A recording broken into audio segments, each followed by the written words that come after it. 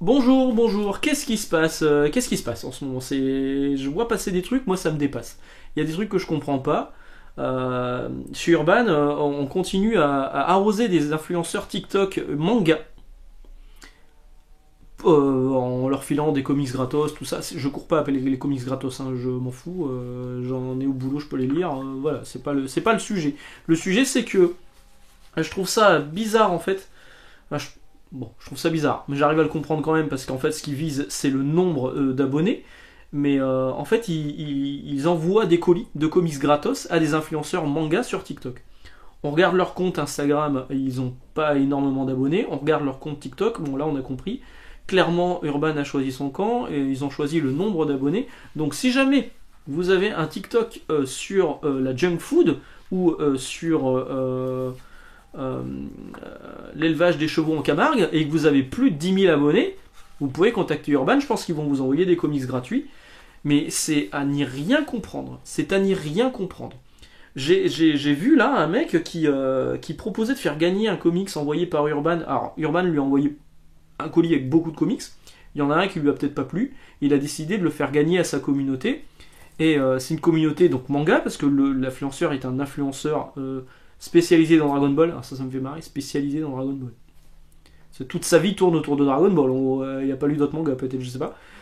Et donc, il fait gagner le comics, le dernier comics de Jason Aaron en Urban Indies. Et je me dis, mais dans sa communauté, ça intéresse qui, ça? Il a une communauté de fanboys de Dragon Ball. Je veux dire, des mecs qui lisent Dragon Ball et qui peuvent lire du Jason Aaron, il y en a peut-être pas beaucoup, il y en a peut-être quelques-uns parmi vous, il y a moi, mais pas sur TikTok. Enfin, moi, ça me dépasse. En fait, ça me dépasse cette campagne de recrutement hyper chelou avec des partenaires, parce que ça, c'est un exemple, mais il y en a eu plein d'autres. Hein. Il se passe pas une semaine sans que je vois un mec dont j'ai jamais entendu parler être partagé par les comptes d'Urban euh, en disant j'ai reçu ça, merci beaucoup, merci Urban. Et quand on regarde leur compte, ils n'ont rien à voir avec le milieu du comics. Il y en a plein des créateurs de contenu qui font du super boulot sur le comics. Je m'exclus du truc. Moi, je trouve que je fais de la merde, vous le savez, je vous le dis tout le temps. En plus de ça, moi, encore une fois, je cours pas après les services presse. Mais il y en a plein qui font un super boulot de recrutement, de conseils. Il y a quelqu'un qui m'a dit là récemment, je te salue d'ailleurs, et j'aurais dû noter ton prénom, JP, je crois que c'est JP, qui me disait qu'il avait rencontré Paul Renault la semaine dernière et qu'il avait dit à Paul Renault, est-ce que tu connais Max Faraday? C'est grâce à lui que je lis des comics, enfin que je suis revenu aux comics, je sais plus les termes exacts. Et franchement, ça fait hyper plaisir, quoi. Et il y a plein de mecs comme ça, il y a les rubriques de G. Les rubriques de G, en ce moment, c'est incroyable ce qu'ils font, ce qu'il a fait. Il a une interview de Geoff Johns et Gary Frank. Incroyable. Il a fait une vidéo sur Ghost Machine, donc la dernière imprint qui appartient à Geoff Johns, avec Geiger, avec Junkyard Joe et d'autres titres à venir, également Redcoat. Il a fait une vidéo là-dessus, et c'est Geoff Johns qui l'a contacté en lui demandant est-ce que tu veux qu'on fasse quelque chose ensemble. Et boum, interview. C'est top, c'est top. Bon, là-dessus, Urban a quand même joué le jeu, parce que G lui a posé la question à Urban en demandant est-ce que vous voulez participer, faire gagner un titre de Geoff Johns et Gary Frank, peut-être aux gens qui vont regarder la vidéo, et ils lui ont envoyé 5 titres, 5 albums de Geiger à gagner et 5 albums de Junkyard Joe. Alors là, je dis bravo, là Urban bien choisi, c'est nickel. Mais par contre, envoyer à des TikTokers manga, je comprends toujours pas le délire. Parce que effectivement, ils ont énormément d'abonnés. Mais dans tous ces abonnés, on va toucher combien de personnes qui vont venir dans le comics? Moi, les mecs qui viennent du manga pour lire du comics, il y en a quasiment jamais. Il y en a quasiment jamais. Ma collègue me faisait la réflexion la dernière fois. Dans mon rayon, il n'y a que des quadras. Il y a parfois, une fois de temps en temps, un mec d'une vingtaine d'années, mais alors c'est hyper rare. Souvent, c'est des mecs d'à peu près mon âge.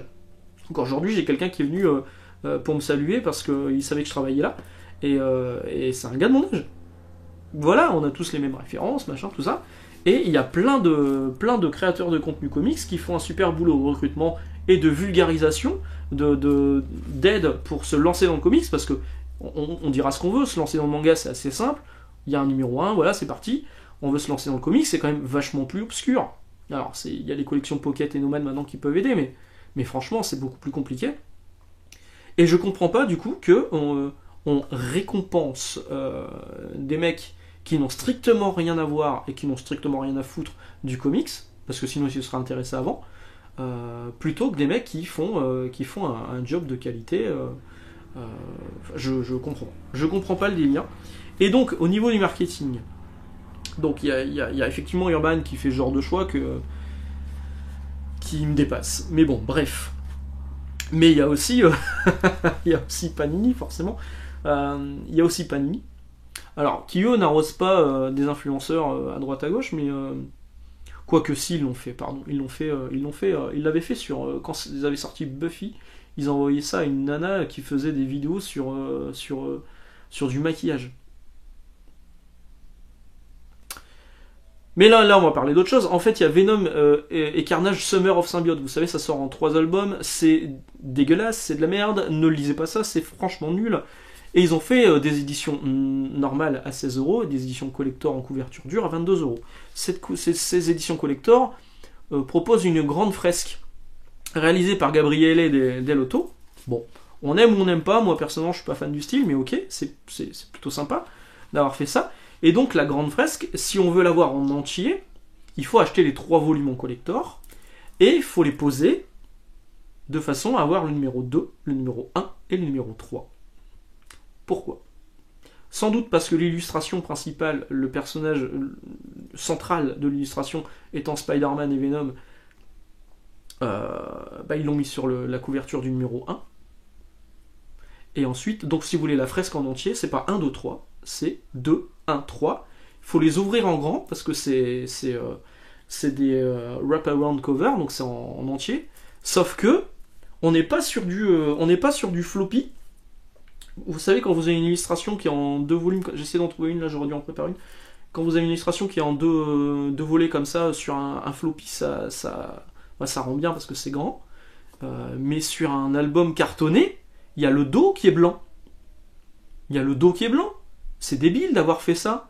Parce que du coup, votre illustration Gabriele Dell'Otto, non seulement vos albums sont dans l'ordre 2, 1, 3, mais en plus de ça, il y a 2 gros dos blancs, 3 peut-être même, qui vous gâchent l'illustration. C'est débile.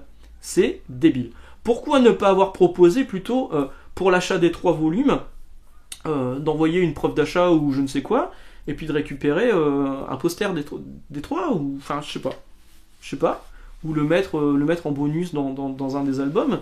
C'est ce qui avait été fait il y a pas longtemps par un autre éditeur, ou c'était pas par Delcourt ? Si, c'était par Delcourt, sur les Spawn quand ils sont sortis, avec les couvertures de Brett Booth. Vous achetiez les 3, donc ça faisait une illustration en grand, et en plus de ça, dans un des albums, Delcourt avait mis le poster. Bah là c'est beau geste, Panini n'a pas fait ça. Est-ce qu'on est surpris ? Non, pas vraiment. Panini, pareil, ils annoncent très fièrement qu'ils sortent plus de 400 comics dans l'année. Ok, bah c'est très bien, mais faites-le bien dans ce cas-là, faites les bons choix, 400 comics dans l'année, vous vous rendez compte, en fait, dans un marché de niche, dans un marché qui est de plus en plus compliqué. J'en parlais pareil avec un client qui est passé il y a pas longtemps. Avant, pour une trentaine d'euros, on pouvait lire tout l'univers Marvel, maintenant c'est pas possible, on est obligé de faire des gros choix, et il y a des trucs qu'on aurait lus avant, que là on peut plus lire, parce que c'est encore une fois c'est trop cher, et puis en plus de ça, c'est pas très, très intéressant en ce moment. Et les mecs disent fièrement, on sort plus de 400 comics à l'année. Quand tu vois que des mecs comme 404 ou iComics sortent, allez, gros max, hein, une dizaine de comics à l'année, c'est même parfois beaucoup moins, c'est peut-être 4 titres à l'année. Et là, on est à 400 titres, et les mecs sont fiers de ça. Ben non. Alors je sais qu'il y a énormément de productions Marvel aux États-Unis, et que forcément, leur contrat doit stipuler qu'ils doivent sortir autant de titres à l'année, machin, tout ça. Mais c'est fou. En fait, on marche sur la tête, le marché il est en train de se péter la gueule, mais clairement, c'est nos éditeurs qui font clairement le con. Hein, c'est débile. C'est débile, et tout le milieu est comme ça. Tout le milieu, je vous l'ai dit, hein, ce milieu. Tout le milieu est comme ça. Il y a Alan Davis qui vient à Japan Expo. Vous avez vu ça, l'information passer sur nos sites professionnels, des professionnels de la profession ? Non. Moi je l'ai vu passer parce que je regarde un petit peu Japan Expo, ce qui se passe, machin, tout ça. Et là je vois, boum, annonce invité mardi. On est dimanche, hein, mardi. À aujourd'hui, on est vendredi, il n'y a toujours pas de news sur les sites les plus connus chez nous. Mardi, je vois ça, je vois Alan Davis invité à Japan Expo. Merde, Alan Davis, quoi. Tout le monde a fait machin, il y a Jeff Lobb qui vient à Paris Fan Festival. Ouais, c'est super. Alan Davis. Alan Davis, c'est au moins aussi bien, quoi. Alan Davis, moi je l'avais rencontré, il m'avait signé mon Fantastic Four The End, grâce à mes potes d'Astro City, merci à eux. Et je sais pas si vous réalisez le truc, il y a Alan Davis qui vient à la Japan Expo. Et a priori, il y aura d'autres annonces de dessinateurs, peut-être américains, à venir d'ici Japan Expo. J'ai un mariage, le week-end de Japan Expo, je suis dégoûté. Bref, on n'en parle pas. Pourquoi on n'en parle pas? Voilà. Je comprends pas. En fait, c'est vraiment le milieu, il est de plus en plus débile. Il y a eu le Free Comic Book Day la semaine dernière. J'ai pas eu l'impression qu'on en parlait beaucoup. Alors ça, par contre, pour faire des vidéos, pour dire n'oubliez pas de payer vos frais de port quand vous commandez des trucs, il y a du monde. Pour faire des vidéos monétisées, pour dire j'ai fait une connerie mais je le ferai plus, mais c'est pas vraiment ma faute. Mais on va monétiser la vidéo quand même parce qu'il n'y a pas de petit profit. Là, il y a du monde. Pour parler vraiment bien du Free Comic Book Day de la semaine dernière, et des titres qui étaient sortis, des titres qui étaient disponibles, franchement, j'ai pas vu grand-chose. Et l'annonce d'Alan Davis, je l'ai pas vu passer. Je comprends pas pourquoi. Ce monde me dépasse. Ce milieu me dépasse. Voilà. On va essayer de parler autre chose. On va essayer de parler un petit peu de comics, hein. Mine de rien, à la base, c'est quand même une chaîne sur le comics. Donc j'ai lu Ultimate Spider-Man numéro 4, où je vous avais dit, voyez, c'est David Messina qui est au dessin, c'est pas Marco Checchetto. Alors David Messina sera là sur le numéro 4 et 5. Et en fait, c'est pas gênant parce que c'est une conversation entre deux couples. Et donc tout est beaucoup des pages sont en gaufrier comme ça. Hop là, comme ça. Et ça tombe bien cette page qu'elle tombe. Et c'est pas dérangeant que ce soit pas Checchetto du coup, parce que c'est pas un gros truc d'action, on cherche pas, il n'y a pas de plein de décors, c'est souvent des têtes. Et du coup, c'est pas mal, la conversation est bien amenée. Pour le coup, Jonathan Hickman a bien réussi son coup. Clairement, c'est la meilleure série à lire dans l'univers Ultimate. Ce sera celle qui sera le fer de lance de ce nouvel univers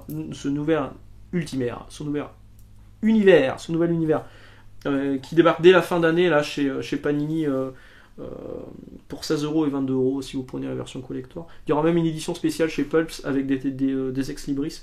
Bien joué parce que franchement en plus la couverture de base elle est vraiment cool. Donc je vous disais cette page tombe bien. Oui, parce que c'était le Free Comic Book Day là ce week-end. Le week-end dernier, donc j'ai quelques comics que j'ai pu récupérer pour le Free Comic Book Day, notamment ce comics Marvel Spider-Man et Ultimate Universe. Bon, le Spider-Man, c'est pour annoncer le retour du Green Goblin, et puis franchement, c'est pas terrible. C'est Ryan Stegman au dessin, mais je le trouve tellement fatigué, tellement fainéant surtout là-dessus, parce que son style, il était bien meilleur que ça.